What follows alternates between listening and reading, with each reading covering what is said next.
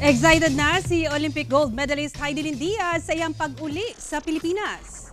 Sa video nga kuha sa Team Hidilyn Diaz, ana-ana ang Zamboanga champion weightlifters airport sa Tokyo, Japan, padulong Pilipinas. Excited na kuno si Hidilyn nga makauli human siya nagtinili sa Malaysia sukad Pebrero sa miaging tuig ug dito sab siya nagtrain. Excited na sab siya nga ipakita ang gold medal nga nagdala og dungog sa nasod dihang midaog siya sa weightlifting competition sa 55 kg weight division sa Tokyo Olympics 2020 ning bag-ulang.